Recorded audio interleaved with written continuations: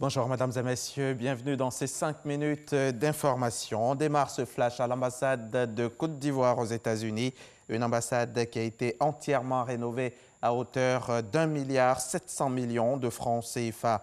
Le bâtiment a été visité récemment par Amadou Gon Coulibaly. C'était en marge d'une mission officielle du Premier ministre à Washington, la capitale américaine. Le reportage d'Adama Koné tout à l'heure dans le 13h.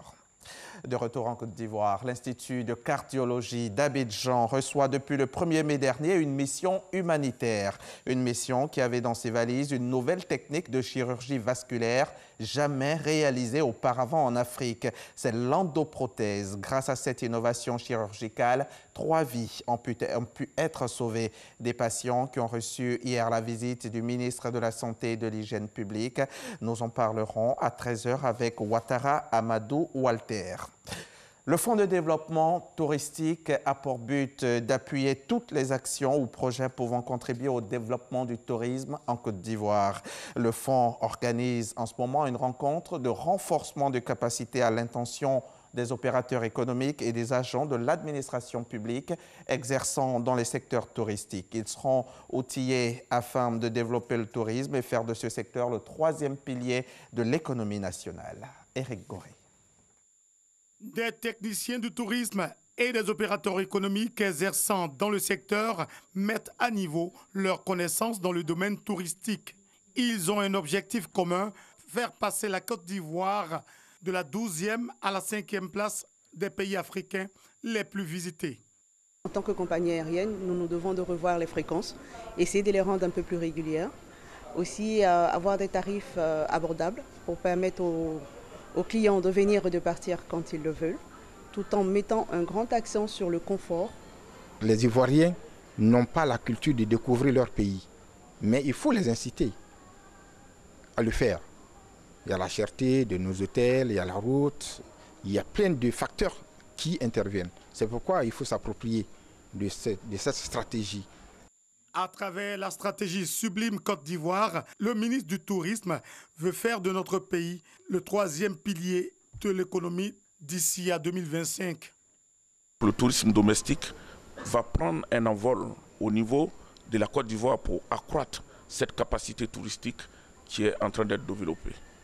Agences de voyage, structures hôtelières, entre autres, doivent également respecter les normes dans un secteur qui peut constituer un bastion de l'employabilité en Côte d'Ivoire.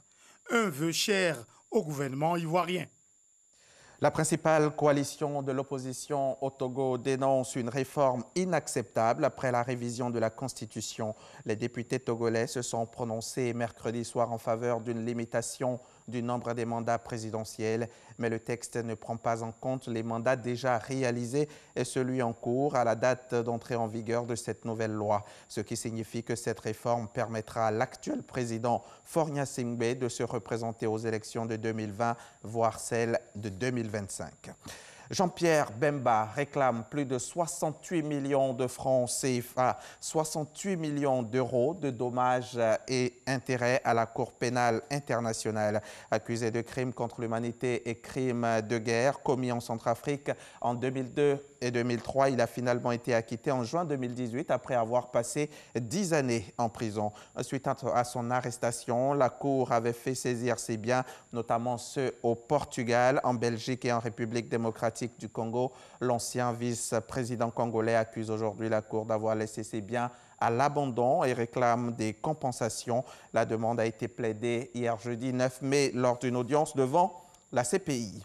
La commission électorale sud-africaine poursuit son travail de compilation des résultats après les élections nationales et provinciales de mercredi. L'enjeu est de savoir quelle sera la majorité de l'ANC dans le futur Parlement. Le parti de Nelson Mandela et de l'actuel président Cyril Ramaphosa voit sa popularité s'éroder après 25 ans de pouvoir et beaucoup de frustrations économiques, sociales et sécuritaires au sein de la population. Les derniers chiffres donnés ce vendredi matin par la commission électorale portent sur près de 2/3 des bulletins. En Algérie, c'est l'indignation hier jeudi 9 mai, au soir, après l'arrestation de Louisa Hanoun. La secrétaire générale du Parti des travailleurs avait été convoquée devant le tribunal militaire, tout comme avant elle, le frère de l'ancien président Saïd Bouteflika elle a été incarcérée. Dans la soirée, le Parti des travailleurs a dénoncé une dérive gravissime et une criminalisation de l'action politique indépendante. La Ligue de défense des droits de l'homme, elle, parle d'une escalade inquiétante et estime que cela ouvre la voie à tous les scénarios et à toutes les dérives. C'est la fin de ce flash. Merci de l'avoir suivi. Je vous retrouve tout à l'heure à 13h pour le point complet de l'actualité.